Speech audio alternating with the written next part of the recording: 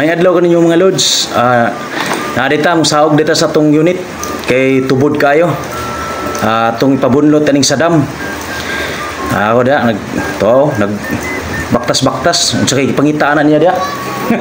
Dito mga lods. Ato dining saogon para maunara among amo. Og nagplano ko na siya kung sao niya na pag saog na magkaan. Diri dapita mga lods, gikuha na namo ang PC ani. Kay para kornahon na ni siya sa dam nga among gi kuan diri. Mo ni sa among amo. Kornahon na ni ron. Mao na ni siya. Og diri dapita lods, amo ni butangan og palwa kay para mo diretso na ang kuan ang bangka sa pagguyod para di pud madaot ang kasko, dipinsahan lang po namo nagamay. Og diri dapita lods, amo nang gi asikaso ang PC para ikot dito sa truck para maguyod na siya.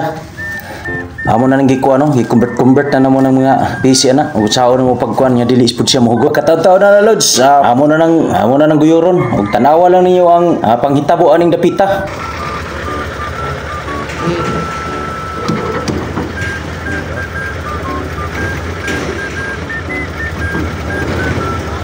Op.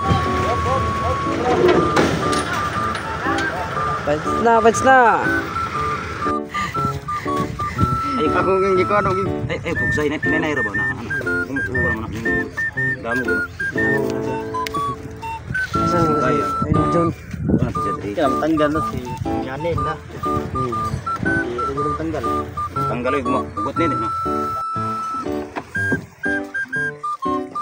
ara sa dito sa atong unit karon kay dako kusukay ko kan kini tubod ato ni siyang preparon.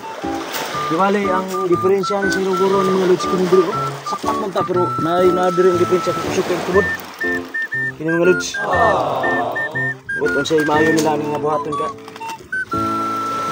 Fiber man tanin mga lods. Kini nga kusyon. Awurag tabot-tabot sa tani kay namay isa ka unit pud nga dadunon. Di pasa daw ta dito sa dako nga bangka. Mo ni nga ibara ning isa ka unit kay dito ni ipasa sa dako nga bangka. Og katulad siguro tangin ninyo ang ato ang mga sunod po nga mga video loads. Thank you.